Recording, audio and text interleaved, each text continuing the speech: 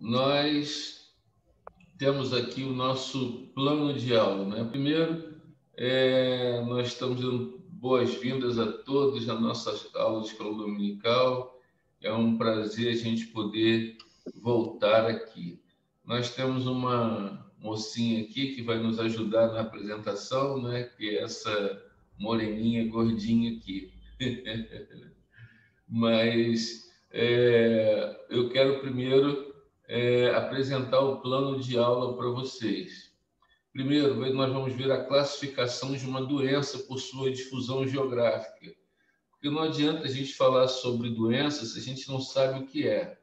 Então, nós vamos ter uma orientação primeiro sobre isso. Depois, uma visão teológica. Claro, como pastor e teólogo, eu tenho que começar pela origem de todas essas coisas. Por quê? Todos esses vírus que nós temos hoje no mundo, e desde a história do mundo, eles já existiam antes. E estavam todos eles sobre o poder de Deus e muitos deles na natureza depois do pecado. Então, nós vamos ver a pandemia do pecado, o pacto das obras e o noético, o pacto da graça, a doença e as pragas na Bíblia, as doenças após o período bíblico, o papel da igreja durante a difusão das doenças infectocontagiosas e, por fim, a conclusão do curso. Até aqui tudo bem? Posso seguir? Ok, então vamos para o nosso segundo slide. Aqui, no caso, nós temos a visão do Senhor Jesus e dos seus discípulos. Já nessa época, já existia bastante doenças, razão porque a gente vê o Senhor Jesus realizando tantos milagres. Bom, vamos então começar, né? Primeiro, a gente tem que definir termos, né? A classificação de uma doença por difusão geográfica. A primeira delas é o surto, né? Quantos aqui já ouviram falar na palavra surto? Todos já ouviram, né? Então, a palavra surto, ela significa, né? É considerado quando uma doença está contida em uma região muito bem determinada, que não supera um bairro, por exemplo, de uma grande cidade. Às vezes, na Ilha do Governador, a gente pode ter um surto de alguma doença, mas que não foi para um outro bairro do Rio de Janeiro. Então, o surto é algo que está contido a uma região e, segundo os especialistas, algo que está localizado, às vezes, num bairro de uma cidade, né? Ou até num subbairro de um bairro grande como a Ilha. A Ilha tem 500 mil habitantes e nós temos vários subbairros, e nesses subbairros nós podemos ter aí um surto.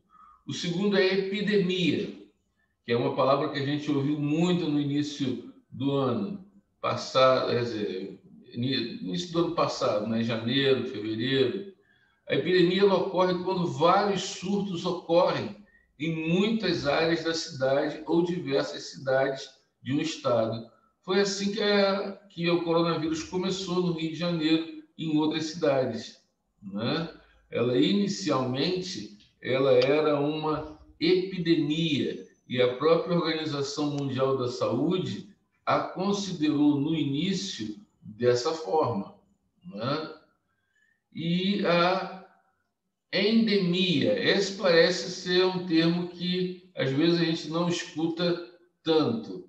A endemia, elas são enfermidades típicas de uma localidade específica.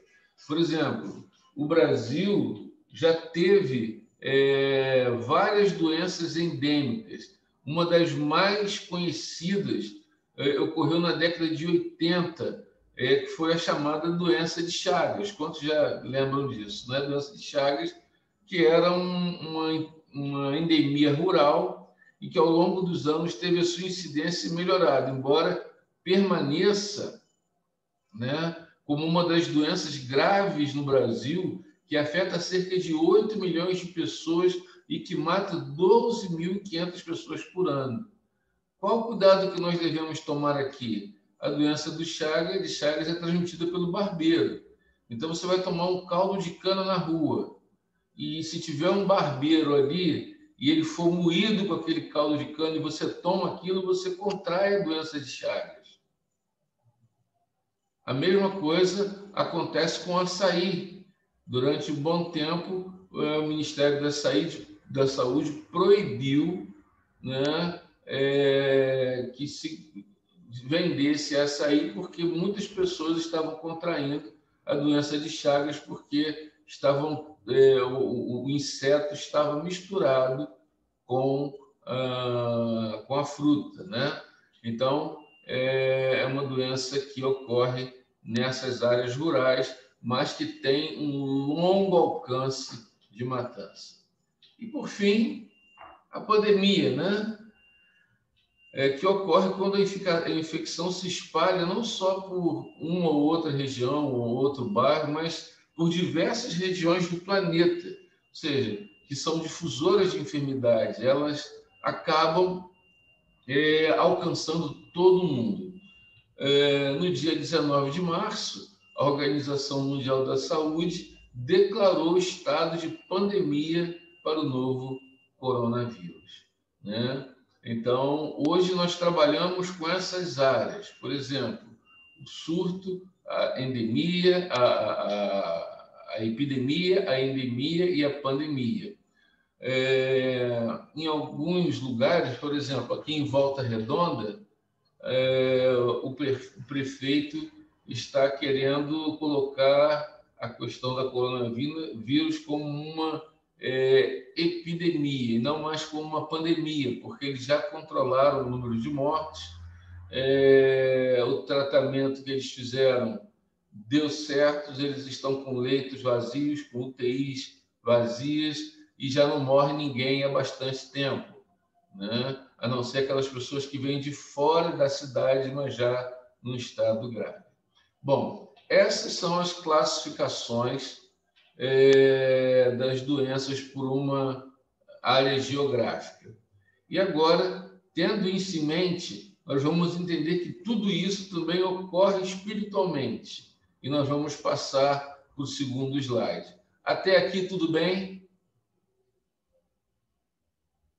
Tranquilo? Alguma dúvida? Né? Se tiver alguma dúvida, você pode acionar o seu microfone e fazer a sua pergunta ou a sua contribuição.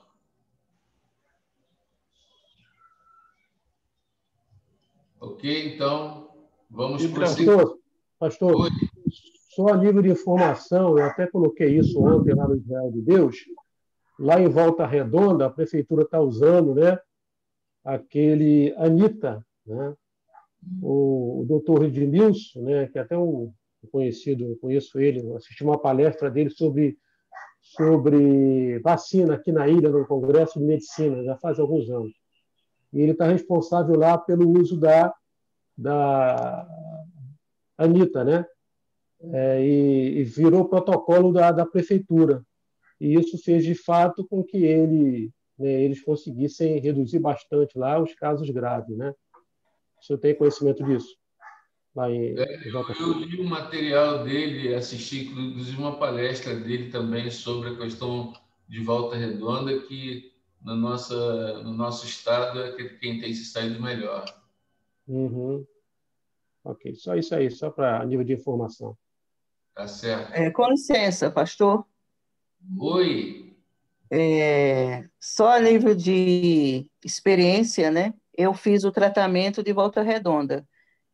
A Anita, ela está sendo desenvolvida, né, pelo Edmilson Migoshi e o Davis Ferreira, que é um cientista, que é nosso amigo particular, que está fazendo pós-doutorado nos Estados Unidos, e ele já preconizavam a Anita desde março, mas infelizmente não deram muita atenção. Agora que a Anita está sendo divulgada, e eles já vão lançar, naquela revista científica Lancet, eles vão lançar esse estudo. Então, acredito que a partir desse estudo, essa informação será mais, né, evidente e as pessoas vão acreditar. Eu fiz esse tratamento. O vírus não replica, o vírus não morre, né, ele não replica. Foi o tratamento que eu fiz e deu muito certo. Eu e muitas pessoas no meu entorno, que a gente recomenda, manda essa palestra que vocês assistiram, funciona. Graças a Deus, é uma luz. Obrigada, pastor. Eu vi que ele disse que inicialmente ela não é preventiva, ou seja, você pegou a doença no primeiro dia, você já tem que tomar, são 18 comprimidos que você vai tomar. Sim, 6 dias seguidos, de 8 em 8 horas. Ela é profilática, não é preventiva, é profilática. Exatamente. Ok, gente, muito obrigado. Então vamos passar para a questão agora mais teológica para que a gente possa entender. Lembra, eu disse no início que depois do pecado, todos esses vírus, todas essas doenças já existiam, né? Então elas já estavam aí e iriam em determinado momento se manifestar. Mas vamos partir do termo agora da teologia para a prática ou para os acontecimentos históricos.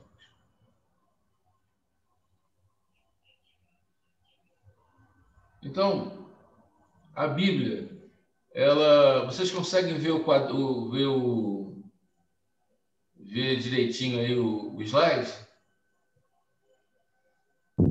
Sim. Então, tá legal. Então, a gente sempre começa pela Bíblia, não tem como fugir disso. Nós estamos sempre atrelados a isso. Nós vimos que para que um surto, uma epidemia, uma pandemia comece, é necessário que apenas uma pessoa esteja infectada, correto? Uma pessoa infectada, ela vai infectar os demais. Através dessa pessoa, se inicia um processo que vai atingir não só uma pequena localidade, mas vai atingir a todos os demais. Por isso que Paulo, em Romanos, no capítulo 5, verso 12, e aí a gente fala sobre o pecado original, ele diz, portanto, assim como por um só homem, olha só, a questão dessa infectologia, né? A questão de você ser um transmissor. Portanto, assim por um só homem entrou o pecado no mundo, e pelo pecado a morte passou também a todos os homens, porque todos foram, uma paráfrase alfredicana aqui, todos foram infectados, né? Apenas um homem e o mundo inteiro foi infectado. E a única solução foi Jesus Cristo, mas nem todos aceitam esse tratamento. Esse é um exemplo da pandemia, que por mais que se detecte a doença, nem todos aceitam. Eu não vou tomar vacina, eu não vou tomar ivermectina, eu não vou tomar anita, eu não vou... Então, há uma série de rejeição. Então, até para a questão espiritual, nós tivemos essa questão da rejeição. Mas o que eu quero destacar aqui é que, assim como a transmissão viral ela é feita por um só homem, da mesma forma o vírus do pecado ele começa com apenas um homem, né? Assim, portanto, assim por um só homem. Até aqui tudo bem? Posso prosseguir? Pode, pastor. Bom, ora, nós tivemos então um problema grave na humanidade e que precisava ser tratado, né? O primeiro pacto que Deus fez com o homem é chamado de Pacto das Obras. Qual era a razão disso? Era corrigir a entrada daquele vírus ali. Essa seria uma medida profilática, né? A medida preventiva já havia sido feita quando Deus disse, olha, não coma da árvore. Mas agora o que vem? Vem a profilaxia. E a profilaxia, ela vem através dos pactos. Então, o primeiro pacto feito com o homem é conhecido de pacto das obras. E eu quero dizer para vocês, vou adiantar aqui uma coisa, que todos os pactos que Deus fez até Jesus Cristo têm esse nome, pacto das obras. Em alguns momentos, nós vamos conhecer, por exemplo, nós vamos ver daqui a pouco com Noé, foi conhecido como pacto noético, mas é o mesmo princípio e está dentro do pacto das obras. E Adão, no caso, ele estava representando toda a sua posteridade. Pois bem, nesse pacto, nós temos 4 elementos. O primeiro elemento são as partes, o segundo elemento são as promessas, o terceiro elemento são as condições e o quarto elemento, a penalidade. No primeiro pacto, quem é que foram os participantes? Deus e Adão. Deus representando toda a deidade e Adão representando a raça humana, e nós acabamos nos dando mal, né, irmãos? Foi uma coisa horrível. A promessa era a vida e as condições era a obediência perfeita. E a penalidade era a morte. E nós vimos que, como esse pacto não foi cumprido, a morte entrou no mundo. Até aqui tudo bem? Bom, e aí nós temos esse casal, né? Criação, Adão e Eva, a serpente, o fruto proibido, o pecado original. Nós temos aí que dentro desse pacto havia toda uma condição, mas a gente sabe, né? O elemento, Deus viu tudo era bom, mas a serpentezinha estava aqui, ó, no cantinho da tela, né? Pronta para introduzir o vírus do pecado. Bom, o que aconteceu foi que aquilo se multiplicou tanto, né? Quando a gente lê a primeira parte de Gênesis, você vê que o pecado se multiplica grandemente. E aí Deus resolve dar cabo da criação, ou seja, a primeira atitude divina foi exterminar aquela infecção inicial através do quê? Do dilúvio. Ou seja, ele queria minorar o impacto do pecado. Então, a gente não pode afirmar também com certeza se esse dilúvio foi local, se ele foi parcial, a gente não tem como saber, apesar de várias descobertas arqueológicas dizerem que encontraram coisas que eram de uma região, que estava em outra região, né? Então, a gente não tem como saber disso, né? Como encontrar esses aspectos, né? Então, Deus escolhe Noé, que também estavam infectados pelo pecado, mas estavam, desculpa a expressão, irmãos, assintomáticos, né? O pecado estava neles, mas não estava tão grave assim, né? Mas sua família e alguns animais foram chamados e Deus escolhe ali e chama no mesmo pacto que ele fez com Adão, ele agora vai fazer com Noé, né? Isso não iria tirar o pecado do mundo, mas deveria amenizar os efeitos. Eu não gostaria de dizer assim, foi uma vacina, né? Mas parece que era alguma coisa para minorar o efeito do pecado. E aí, de novo, nós temos as partes, né? Deus, que entra nesse pacto com Noé e todos os seres viventes. A promessa era de preservação, de que Deus iria preservá-los, de que não iria mais inundar a terra e de que iria alimentá-los. A condição seria obediência perfeita e outra coisa, eles teriam que multiplicar e encher a terra, porque agora só existia a família deles, né? E tinha uma proibição também.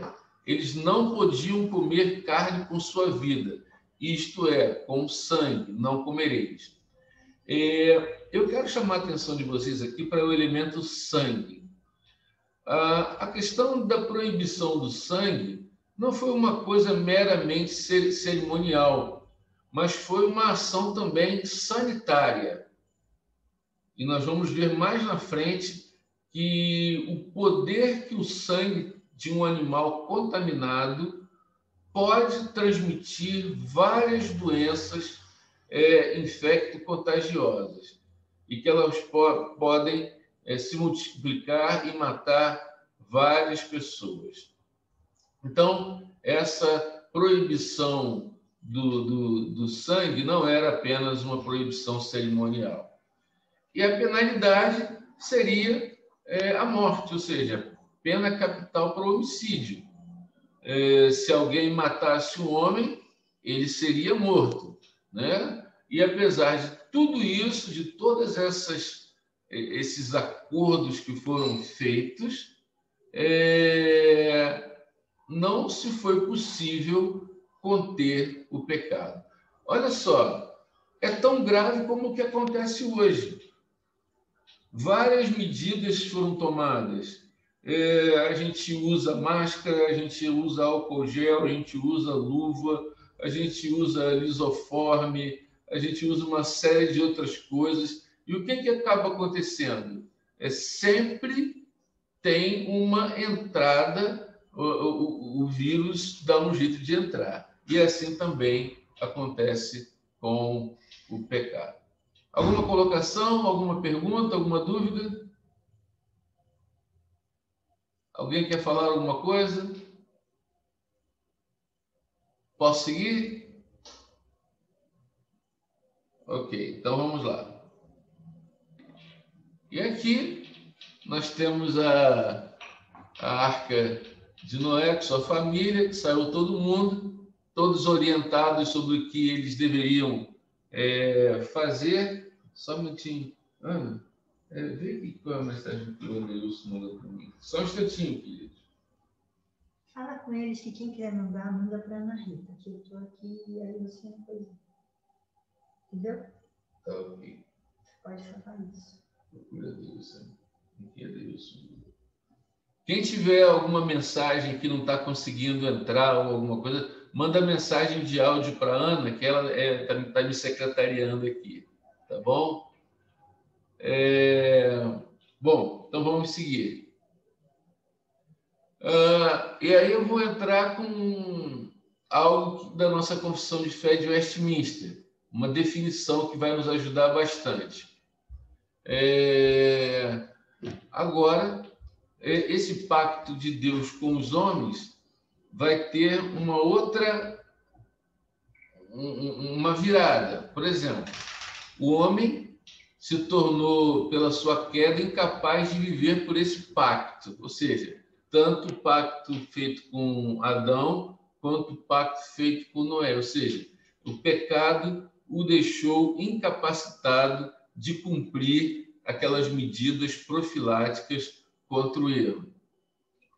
Geralmente, esse segundo pacto que Deus vai fazer, ele é chamado de pacto da graça, no qual ele livremente oferece aos pecadores a vida e a salvação por Jesus Cristo, exigindo deles a fé no Senhor para que sejam salvos, e prometendo a todos os que estão ordenados para a vida o seu Espírito Santo para dispô-lo neles. Então, Deus agora vai fazer um novo pacto e dessa vez não vai ser com qualquer homem, vai ser com Jesus Cristo encarnado. E esse pacto da graça, ele é frequentemente chamado nas Escrituras como testamento, em referência a Cristo como sendo o testador, né? Aquele que vai aplicar de forma perdurável e vai receber a herança para nos transmitir, né? E as condições desse pacto são as mesmas do anterior, só que agora o Pai intervém e faz o pacto com o seu Filho e designou Jesus para encarnar e se tornar o cabeça e representante dos seus remidos. Agora, qual era o problema desse pacto? O pacto da graça, ele não anulou os outros pactos. De fato que Jesus teria que cumprir todos os pactos anteriores, feito com Adão, feito com Noé, até chegar a nós. E todas as penalidades, as condições, tudo estaria sobre Cristo, né? Então, vamos ver aqui, né, que esses 4 elementos que teriam que ser cumpridos por Cristo, ele diz, inclusive, numa citação em Mateus 5, 17, 18, que ele diz: não penseis que vim revogar a lei ou os profetas. Não, vim para revogar, vim para cumprir. Porque, em verdade, vos digo que até que o céu e a terra passem, nem um i nem um tio passará da lei, até que tudo se cumpra. Ou seja, Jesus iria cumprir o pacto que Adão não cumpriu, iria cumprir o pacto que Noé não cumpriu, e todos os pactos que Deus fez com todos os homens que ele havia escolhido, que eles não cumpriram, Cristo agora teria que cumprir todos eles. Até aqui, tudo bem? Posso continuar? Ok, então vamos lá. Então, as duas partes do pacto, né? Nós temos aqui Deus e Pai, representando toda a deidade, ou seja, o Espírito Santo também estava nesse pacto, né? Por causa de Deus, eles representam essa unidade. E o Filho, que na plenitude dos tempos assumiria o elemento humano em sua pessoa. A gente não pode esquecer que o Espírito Santo estava ali. E esse pacto, ele é conhecido como o Pacto Salutis. O que significa isso? O Pacto da Paz, né? Ou seja, Deus viu que ninguém que tinha sido contaminado pelo pecado poderia cumprir, então manda Jesus, que é imune ao pecado, porque Jesus não pecou. E ele teria condição de cumprir esse pacto. E nesse pacto foi acordado entre pai e filho sobre o entendimento de quem seria salvo e o que Jesus faria para salvá-los, como a salvação pessoal deles seria efetuada e como todas as bênçãos e as vantagens que seriam envolvidas deles, além de certas recompensas oficiais que caberiam ao mediador em decorrência desse pacto. Então, tudo isso foi tratado na eternidade, né? E aí nós temos agora a promessa. Ou seja, qual seria a promessa caso não, na certeza de que Jesus iria cumprir esse pacto? Ou seja, Deus daria a ele toda a preparação necessária para cumprir a sua obra. Esses textos aí vocês podem ver depois, porque como a aula está sendo gravada, eu vou depois botar para aqueles que não conseguiram assistir, né? Vocês podem ler esses textos depois, né? Então, a promessa é que toda a preparação necessária para a sua obra seria dada pelo Espírito Santo. Também a mesma coisa, Deus daria o apoio à obra de Cristo. Daria-lhe também uma grande recompensa, porque ele seria o Deus homem, seria o mediador. E em suas mãos estaria a administração universal de todas as preciosas graças, tais como a regeneração, a justificação, a santificação, a perseverança e a glória.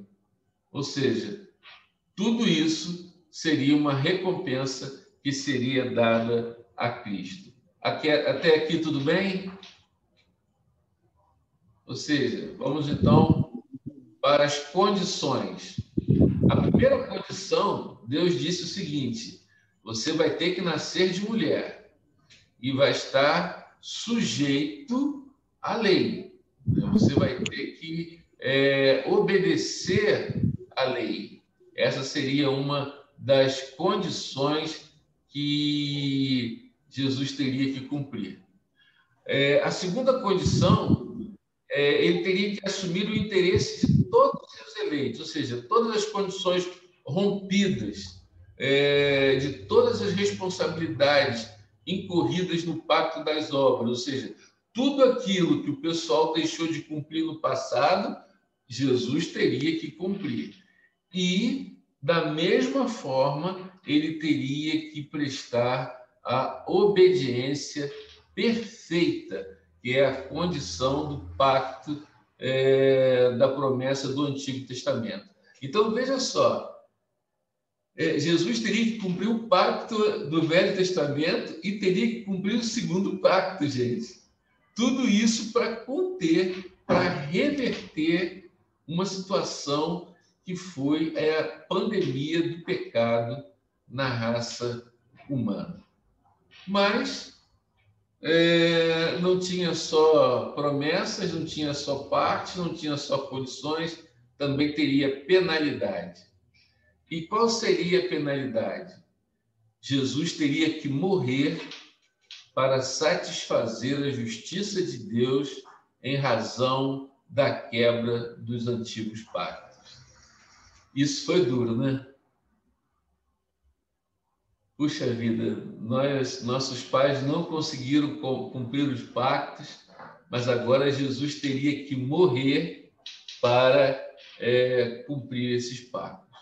Agora, em razão da morte de Jesus, todos nós herdamos as coisas boas do pacto da graça, visto que Jesus cumpriu todas as exigências. Ele não pecou, ele foi julgado injustamente, ele cumpriu tudo, né? Ele cumpriu toda a lei, ele ressuscitou, né? E como mediador entre Deus e os homens, ele continua administrando o fruto desse pacto sobre a igreja, sobre nós.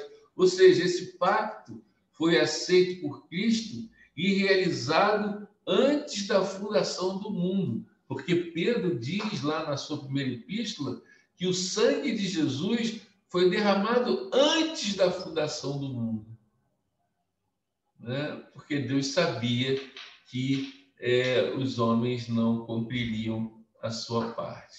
Até aqui tudo bem? Ok. Bom, e o que aconteceu? Jesus, ele é crucificado, e o nosso amiguinho aqui nos informa, ele cita aqui Isaías 53, verso 4 e 5, ele diz: certamente ele tomou sobre si as nossas enfermidades e as nossas dores, levou sobre si, e nós o reputávamos por aflito, ferido de Deus e oprimido. Mas ele foi traspassado pelas nossas transgressões e moído pelas nossas iniquidades. O castigo que nos traz a paz estava sobre ele, e pelas suas pisaduras fomos sarados. Ou seja, a gente pode ver a imagem aqui de Jesus na cruz, e ele cumpriu o pacto, e Isaías disse que a morte de Jesus trouxe para nós todas essas bênçãos. Posso continuar? Bom, mas a Bíblia também diz que ele veria o penoso fruto do seu trabalho. Vamos dar uma olhadinha nisso. Olha só aí, né? Quantas pessoas foram atraídas, né? Para essa grande bênção.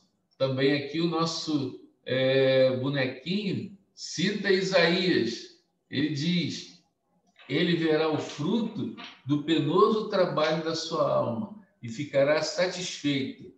o meu servo, o justo, com o seu conhecimento, justificará muitos, porque as iniquidades deles levará sobre si. Ou seja, Jesus esponjou o vírus do pecado. A gente sabe que, infelizmente, nem todos resolveram receber esse tratamento que Deus deu, né? Mas Jesus, ele atraiu a todos aqueles que entenderam que a resposta, que a solução estava nele. Amém? Amém. Então, vamos adiante. Então, desta forma, Deus resolveu as consequências espirituais do vírus do pecado. Mas, no ambiente material ou físico, nós arcamos com os males que nos fazem definhar e morrer, não é verdade? A gente nasce, cresce, envelhece, fica doente, pega gripe, pega catapora, pega um monte de coisa, né?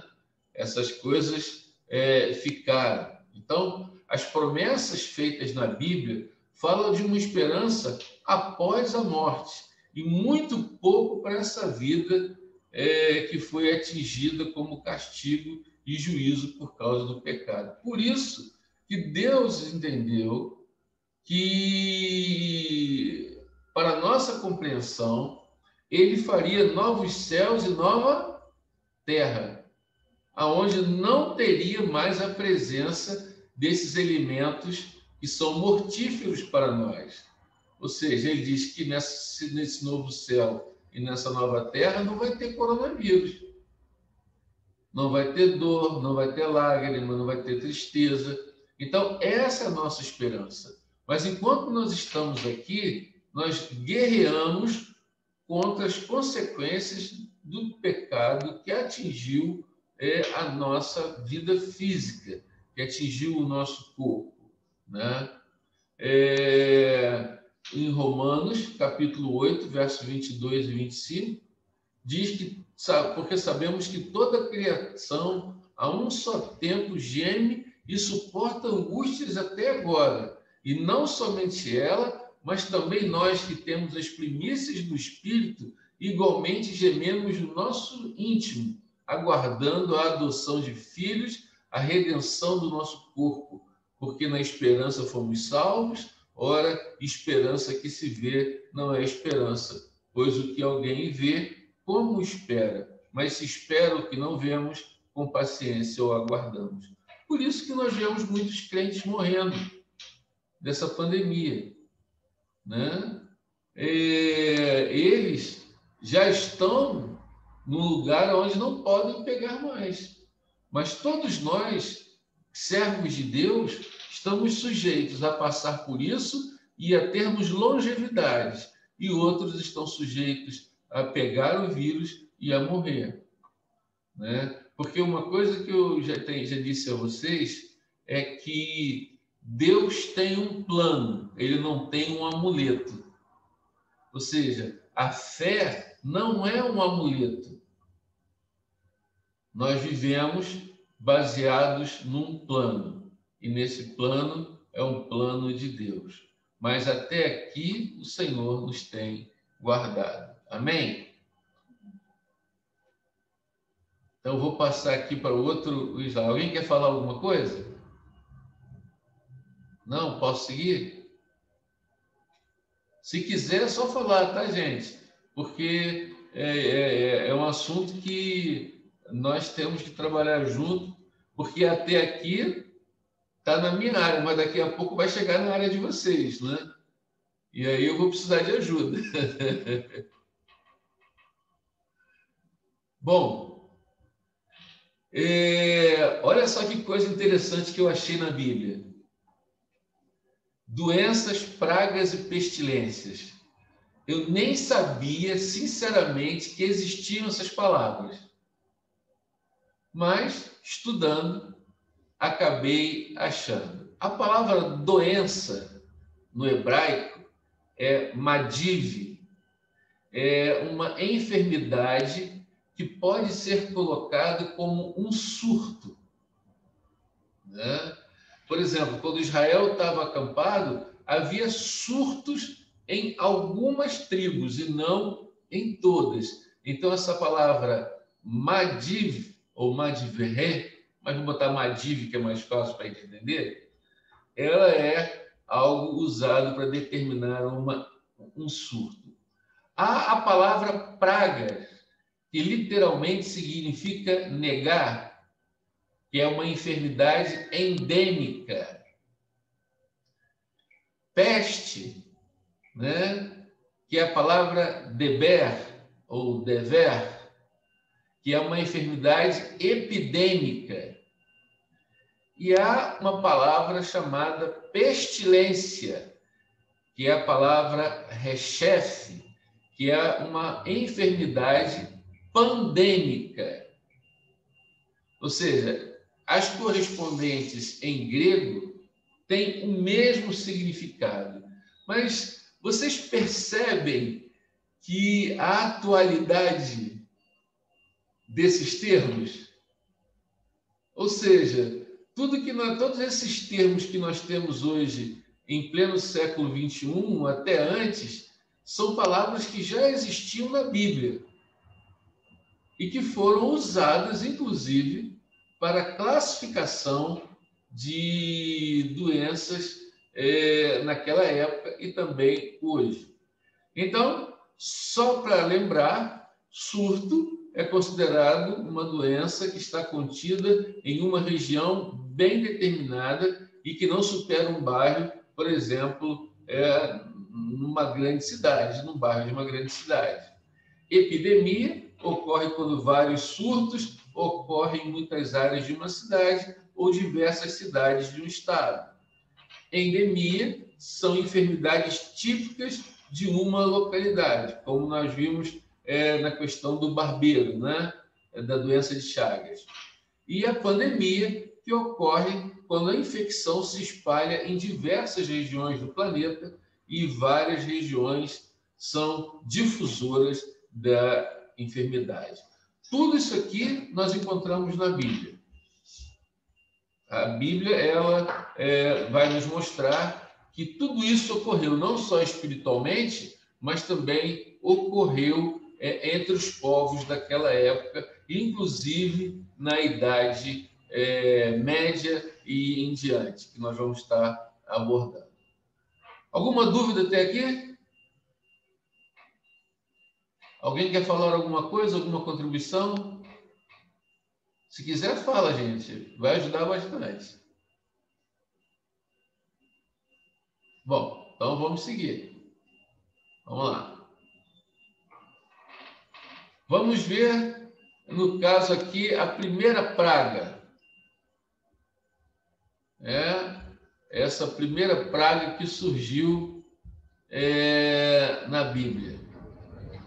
A primeira praga está aí em Gênesis 12:17. Você está com sua Bíblia aberta aí? Não. Se não tiver, então vê aqui na telinha mesmo. É porque às vezes pode mudar. Olha só, Abraão, muito espertalhão, quis entrar no Egito, mas a mulher dele era uma gata. E ele fez o quê? Olha, para que as pessoas não me matem por causa da sua beleza, você vai dizer que é minha irmã. Olha só que coisa horrorosa.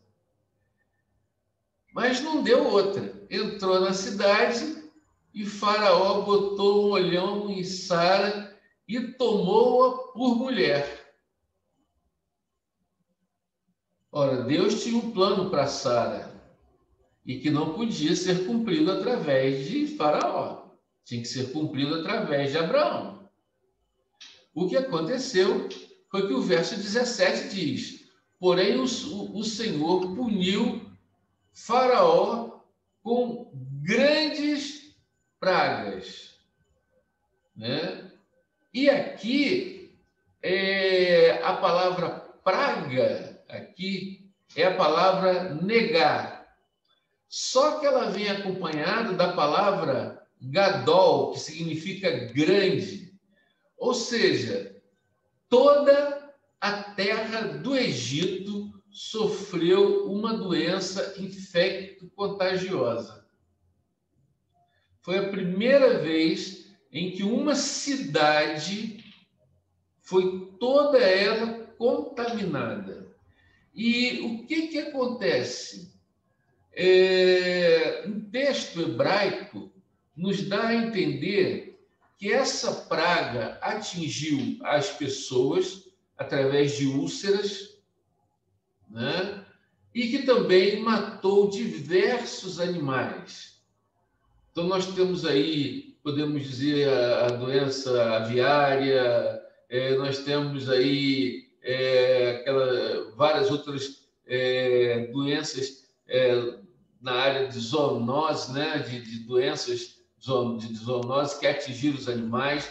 Então, houve aqui essa primeira grande praga. Estou dizendo grande porque é aplicado.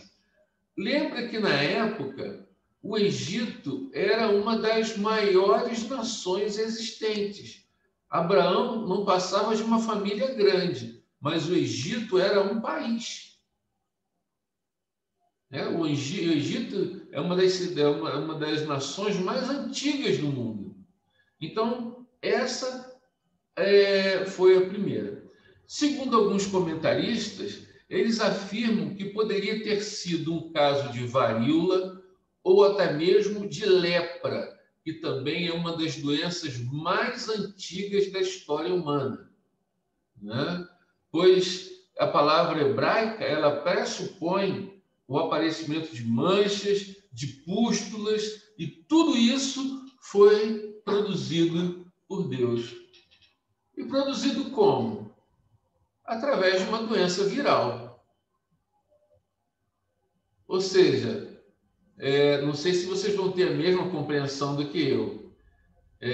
Deus tem uma tremenda arma biológica nas mãos.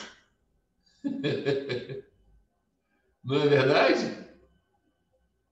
Ele pode usar todas elas para punir quem ele quiser. Então, essa história, muitas vezes, de que esse vírus foi uma invenção, pode até inventar, mas a grande maioria das doenças virais, de todo tipo de doenças, todas elas estão nas mãos de Deus. Ele é capaz de administrá-las como ele quiser. E, às vezes, até a transmissão delas, né? Que o ser humano ele não é responsável, ele não se cuida, né? Até a propagação delas é permitido para que Deus faça algum tipo de juízo. Alguma pergunta?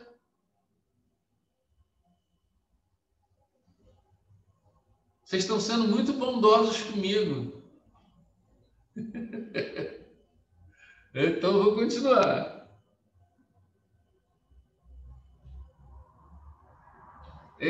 A outra doença que nós encontramos é a lepra.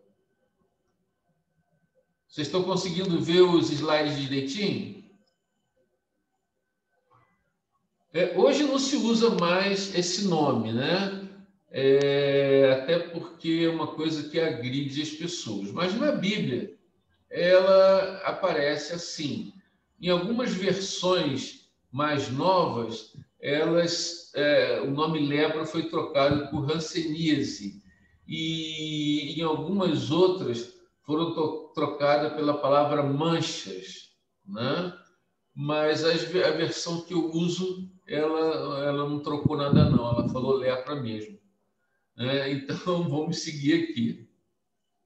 Então, ela é conhecida por hanseníase, que é causada por uma bactéria chamada Mycobacterium leprae, ou seja, ela afeta preferencialmente os nervos periféricos, ou seja, braços e pernas, olhos e a pele.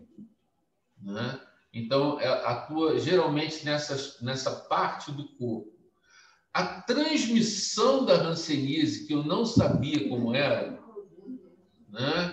Ela é transmitida pelo contato direto e prolongado, ou seja, entre uma pessoa que seja portadora da bactéria. Ela é transmitida pelas vias aéreas superiores. Se você estiver conversando com uma pessoa que tem hanseníase, né, e a hanseníase dela for transmissível, só num bate-papo você pode pegar. Né? Eu não sabia. Isso aqui eu peguei no Instituto de Hanseníase do Brasil. Eles dizendo que existem lepras que são transmissíveis e outras que não são transmissíveis, mas que a grande maioria se transmite pelas vias aéreas superiores. Alguém tem alguma contribuição nesse aspecto?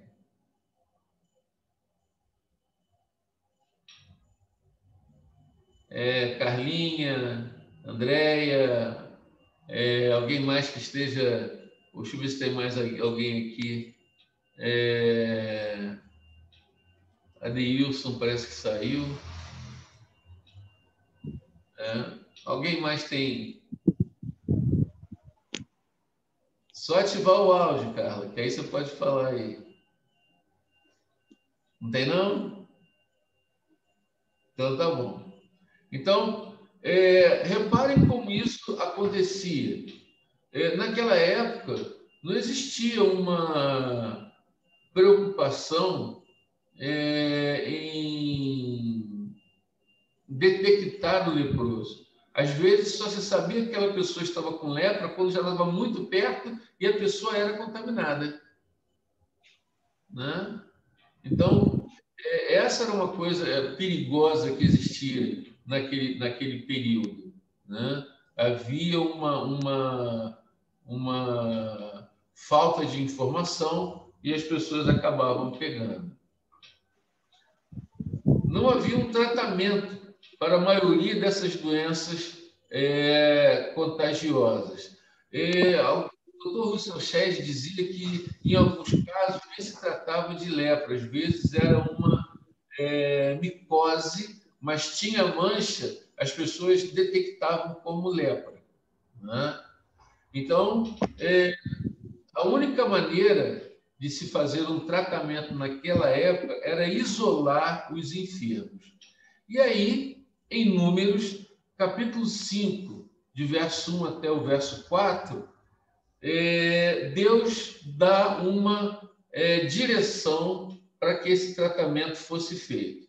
Olha o que diz aí.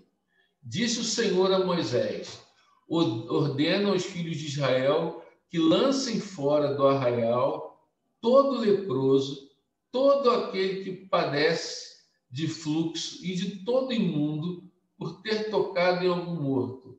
Tanto homem como mulher os lançareis fora do arraial, os lançareis para que não contaminem o arraial no meio do qual eu habito.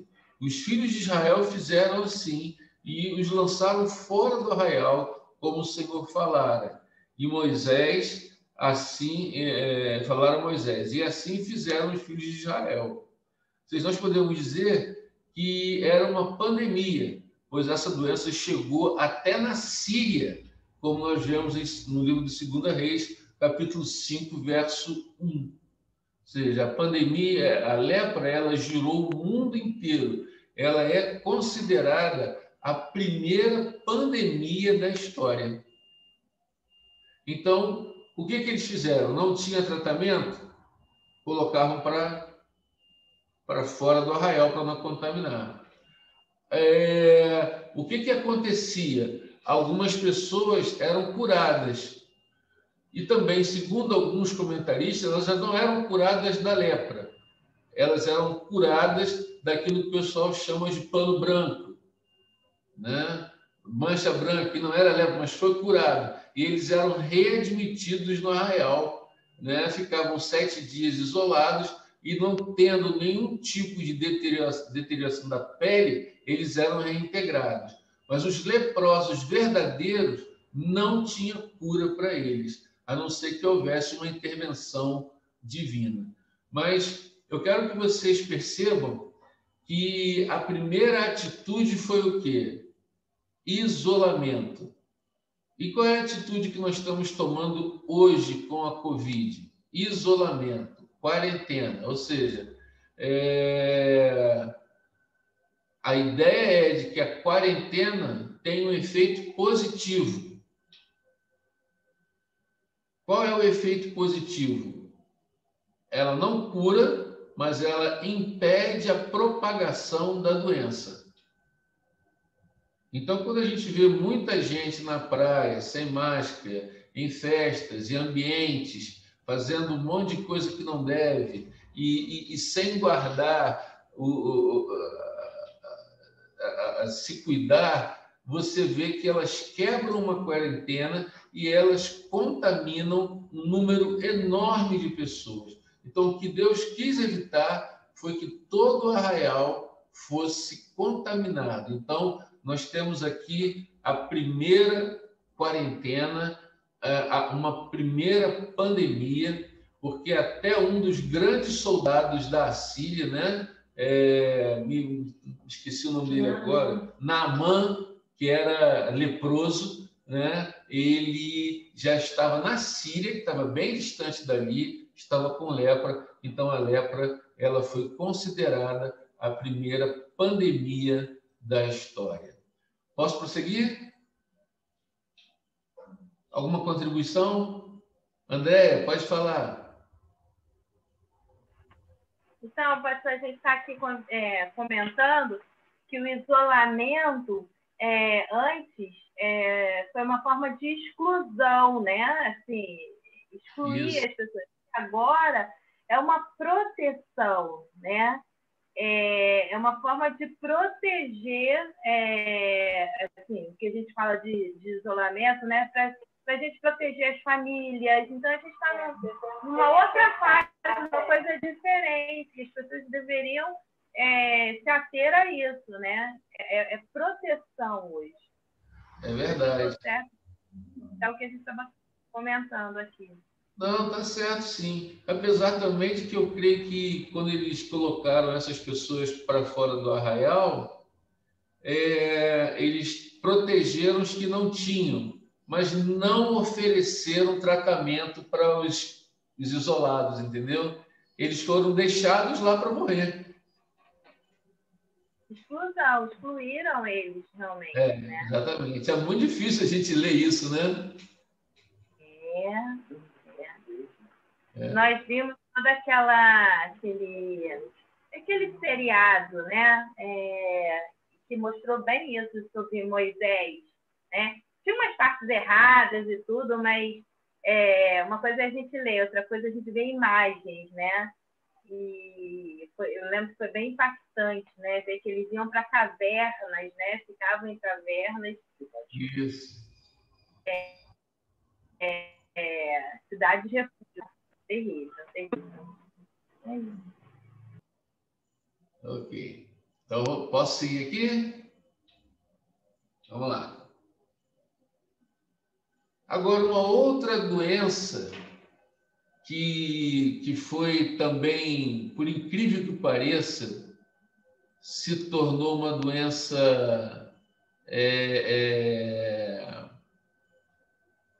que se tornou uma pandemia, foi a DST, ou seja, as doenças sexualmente transmissíveis. Né? Esse capítulo de Levítico, capítulo 15, de 1 a 15, ele vai tratar exatamente disso. E eu vou tratar como a Bíblia expôs, tá, irmãos? E, assim, sem que haja entre nós nenhum tipo de constrangimento. Então, esse capítulo ele trata de diversos tipos de contaminação, tanto no homem como na mulher. Eu quero dizer para vocês que a DST foi a segunda doença considerada pandêmica na história, né? E nós vamos ver isso no decorrer do nosso estudo. Então, essas contaminações, né, elas vinham através, tem um errinho aqui que depois eu conserto, essas contaminações não implicavam em transgressão moral, ainda que tanto a pessoa afetada como os que entravam em contato com ela ficavam contaminados. Eu vou explicar por quê. Depois entra a questão da DST. Por quê? Porque algumas dessas contaminações ocorrem no curso normal de uma pessoa. Por exemplo, a mulher tem o seu ciclo menstrual. Isso não é doença. Mas cerimonialmente ela ficava o quê? Impura. O marido não podia ter relações sexuais com ela, porque se tornava impuro, mas não era doença. Ou então, em relação ao homem, ao que nós chamamos hoje de poluição noturna, ou seja, a emissão do sêmen enquanto dorme. Ou seja, isso era uma coisa normal, né? Então, não enquadrava na questão de pecado, mas de impureza cerimonial, né? Então, a gente chega à conclusão de que algumas contaminações descritas neste capítulo não são resultados de pecado, senão do funcionamento normal do corpo, ou talvez alguma condição anormal, embora mesmo assim sendo associado a algum tipo de impureza cerimonial. Até aqui tudo bem? Então, vamos lá. Agora, o que qualificava a doença? Essa é a pergunta que nós temos que fazer. O que qualificava a doença? A doença, ela era qualificada através do que o Velho Testamento chamava de fluxos nos órgãos masculinos provocados por doença. Esse fluxo também ocorria nas mulheres. Então, o que Deus disse a Moisés? Levítico 15, verso 2 e 3. Quando o homem tiver um corrimento hoje é uma palavra que se usa na área médica, no membro, ele ficará impuro, tanto se o corrimento vazar, como se o corrimento parar nele. De um jeito ou de outro, o homem ficará impuro. Então, eu fiz uma observação aqui, que também, se vocês quiserem me ajudar, será bem-vindo. Nos homens, o corrimento na uretra, ou seja, com ou sem ardência, pode ser causado por gonorreia, ou seja, uma doença sexualmente transmissível, ou outros micróbios. O diagnóstico correto e rápido de corrimentos anormais em mulheres evita o aparecimento de doenças, entre as quais as inflamações no baixo ventre, doença pélvica, que podem levar à esterilidade. Todos entenderam? Alguma contribuição até aqui?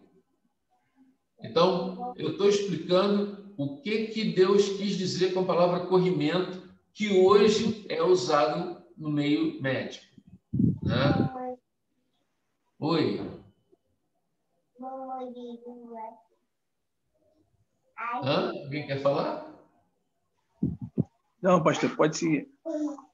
Tá. Então, vamos continuar. Certos fluxos causavam o que a Bíblia, no Velho Testamento, lembra, que era uma cultura muito radical, né, entre eles. Eles tinham uma lei que os levava a viver dessa forma. Então, certos fluxos eram normais, mas causavam impureza, como nós já vimos cerimonialmente. Outros fluxos eram anormais e indicavam as doenças.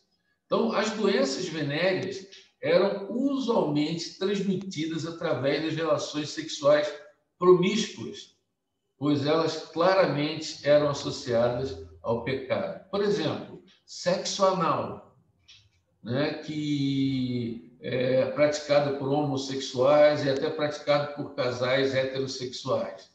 É o maior transmissor de doença. Então, essas doenças elas eram detectadas naquela época, né? Muitas vezes através da revelação que Deus dava aos sacerdotes levitas, e eles eram identificados e isolados, porque não havia tratamento naquela época. Então, o fluxo mencionado aqui pode ser aquele geralmente causado pela bactéria da chamada gonorreia. E nós temos aqui uma segunda referência mais antiga sobre essa doença, né? A Bíblia faz esse registro aqui, é o registro mais antigo, porque o mais antigo alusão a essa doença foi feita há 2000 anos antes de Cristo na China. Ou seja, há 2000 anos antes de Jesus já existia o gonococcus, a gonorreia. Né? Então, você vê que as orientações que Deus estava dando era para prevenir esse tipo de doença numa população, irmãos, que quando saiu do Egito tinha 600 mil. 40 anos depois que eles ficaram rodando, eles já eram milhões. Então, você não ter um tratamento sanitário adequado, você ia matar o povo não de sede nem de fome, mas de doenças transmissíveis, né?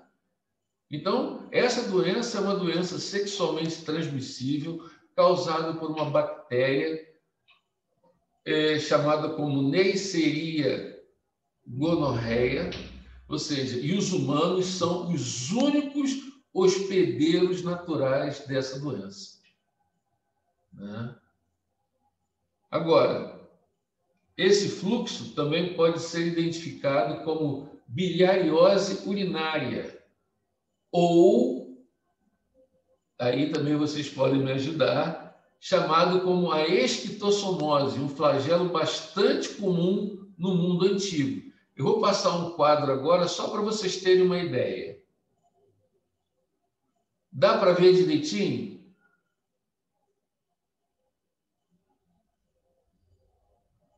Tá dando para ver? Tá sim. Show. Olha só como as coisas elas acontecem, né? O sujeito está aqui, sentado com o pé no rio, há uma penetração ativa na pele do homem, provocando uma coceira, né? Então, o homem se torna hospedeiro definitivo. Essa doença vem pelo caramujo, né? E ele vai, coloca seus ovos, isso vai parar no intestino. Então, essa doença, ela causada por um parasita chamado esquistossoma, relacionado a caramujos que infectam o sistema de águas descobertas por escavações arqueológicas. Esse tipo de doença também provocava o chamado corrimento, ou essas doenças, esses fluxos que eram manifestos na Bíblia. Alguém quer falar alguma coisa?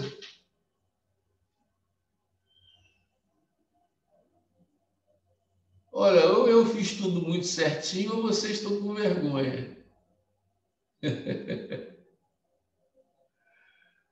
Ok. Posso passar? Então, vamos lá. Na maior parte do Antigo Oriente, se acreditava que esses corrimentos fossem evidência da presença de demônios na pessoa. Olha só. E qual era o tratamento? Espancamento, morte, decapitação, às vezes enterravam até as pessoas vivas, né, para que a pessoa morrendo, aquela doença morresse, e eles enterravam a mais de 7 metros uma pessoa com esse tipo de doença. Em Israel, porém, a pessoa recebeu uma lista de recomendações e asseio e a ordem para se purificar no santuário, ou seja, e se algumas outras religiões havia uma ação radical, em Israel havia um tratamento mais adequado.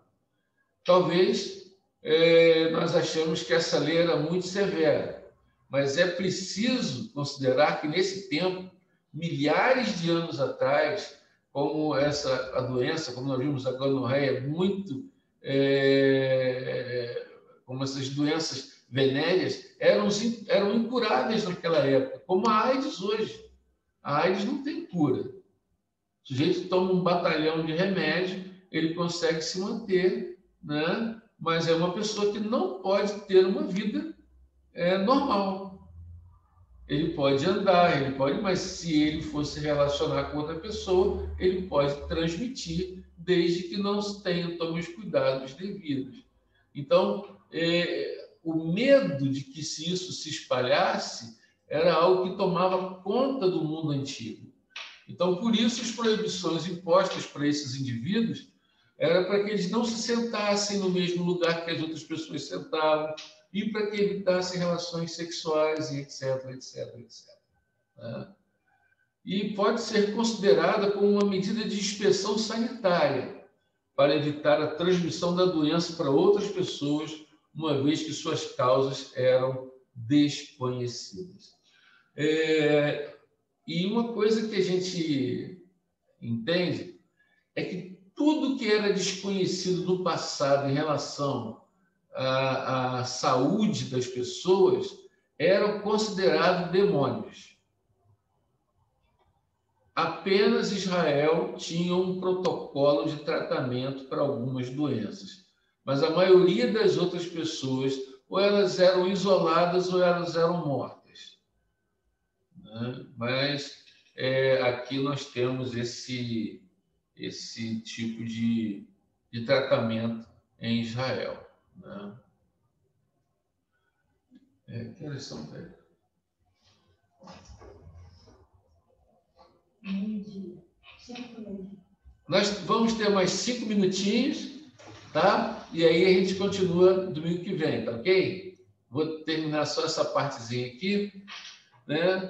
Então, além das pessoas com determinadas doenças terem que ficar isoladas, as que tivessem contato com elas deveriam tomar banho, lavar as mãos e ficar 7 dias separado em determinado lugar para saber se elas haviam pego a doença ou não. Hoje o protocolo da Covid são 15 dias, né? Ou 7 dias? 14 dias? Diz aí alguém que eu não estou ouvindo. 14 dias, pastor. 14 dias?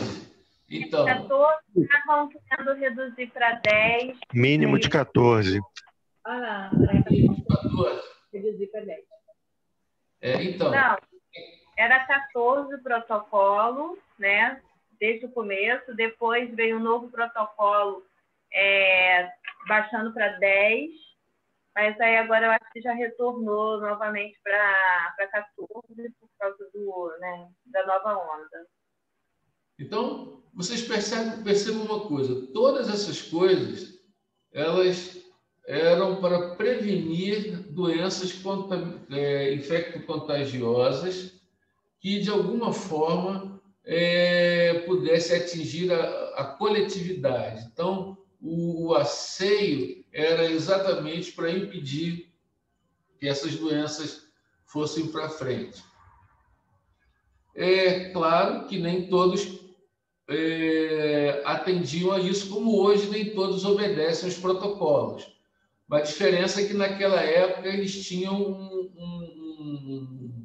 um artifício muito eficaz para esses que não cumpriam o protocolo. Eles matavam.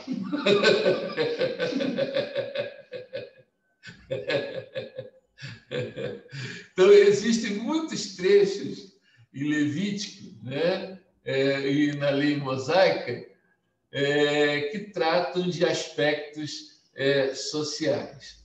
Devido à falta de conhecimento científico naquela época, as instruções foram dadas sem maiores detalhes do seu motivo, mas hoje a gente percebe que faz algum sentido, não é verdade? Em tempos de coronavírus, nós sabemos muito bem o que isso significa.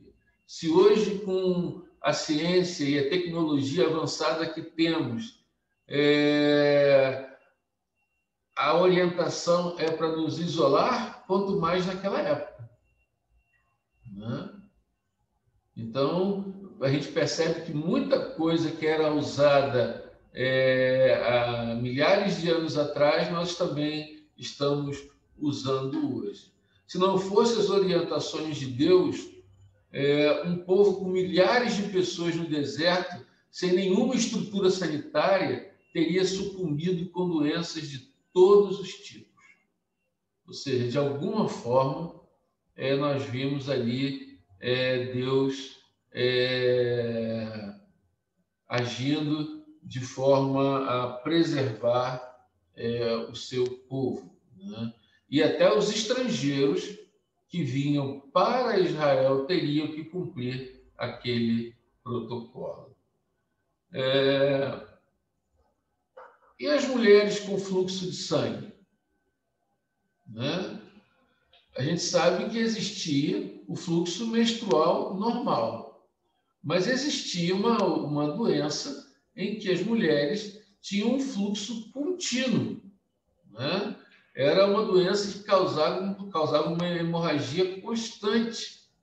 Então, essas doenças que tinham de hemorragia incontrolável, né, que as mulheres eram atingidas por ela e que havia procura incessante, porque aquilo era uma doença que acabava discriminando. Hoje não, hoje você vai numa loja, você compra um protetor, você compra algo que possa impedir isso, mas naquela época não existia, né? Não existia. E não se sabia nem a causa, nem o motivo de por que isso ocorria, mas era uma enfermidade grave e provavelmente contagiosa. Essa doença era por fluxo de sangue, ou seja, o fluxo sanguíneo. E a Bíblia, ela fala dessa doença como uma doença, como uma hemorragia sanguínea, que hoje é conhecida como hemorraíza, né? Que é uma doença que pode ou não ser contagiosa. Alguém aí tem algum conhecimento científico nessa área? Não? Então vamos ficar com essa minha pesquisa mesmo.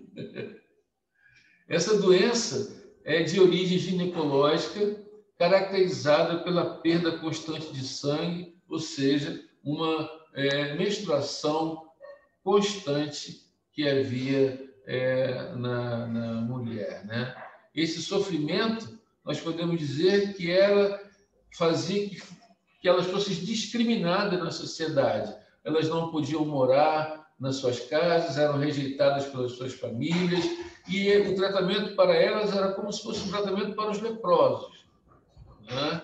E em Levítico, capítulo 15, verso 25, diz o seguinte: quando uma mulher tiver fluxo sanguíneo por muitos dias fora do tempo de sua menstruação, ou quando o fluxo se prolongar além do costume, ficará imunda enquanto durar o fluxo, como nos dias de sua menstruação. E elas eram isoladas. Então, devido a esse sistema de puro e impuro, imagine a humilhação das mulheres do que elas sofriam quando tinham essas doenças por anos, né? E diante desse texto, né, condenatório de Levítico, a gente vê que o desprezo era forte, porque elas eram até apedrejadas quando apareciam na cidade. E isso acontecia não só com mulheres que não tinham um status financeiro bom, mas acontecia entre as pessoas ricas também, né? Então, elas eram desprezadas pelos amigos, familiares, eram rejeitadas no trabalho, não podiam trabalhar e nem ficar em lugares públicos. E a gente vê, né, uma grande bênção que Jesus curou uma mulher assim, lá em Marcos, no capítulo 5, verso 25, verso 34, uma mulher com fluxo hemorrágico, que ela provavelmente era rica, porque ela tinha ido a vários médicos e não conseguia, e ela pensou que se apenas tocasse na veste do Senhor, ela iria ser curada, e ela foi curada, né? Então, hoje, nós sabemos que essa doença é a doença que gera depressão. Hoje, essa doença tem cura, ela não é incurável, há tratamentos para ela. Quando o organismo não consegue reter, então hoje há meios de impedir isso, mas naquela época somente Deus podia trazer cura, como foi o caso de Jesus curando aquela mulher, né?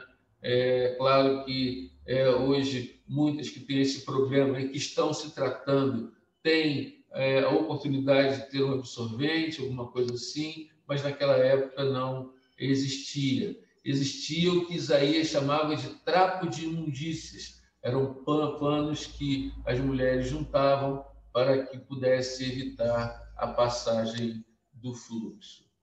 E com tudo isso, né, a gente reconhece que houve um grande sofrimento por parte de todas as mulheres, né, mas a história que aparece no Novo Testamento mostra o poder de Jesus, o unigênito de Deus se compadecendo, né, e tendo compaixão daquela mulher e da rejeição, e deu a ela a cura daquele fluxo, e ela saiu dali serva curada. E é tão bom quando a gente pode ser curado, tanto de forma direta por Deus, como também de forma indireta pelos médicos. Bom, vamos terminar aqui com essa imagem. Isso aqui é uma transmissão, uma pandemia nos tempos bíblicos e na Idade Média, que é uma outra doença que a gente vai falar depois, que se tornou uma pandemia, que foi a sífilis, que matou milhões de pessoas. Então, nos tempos bíblicos, a sífilis também ceifou milhões de pessoas, né? E nós vamos ver isso mais tarde. Bom, eu vou parar por aqui, né?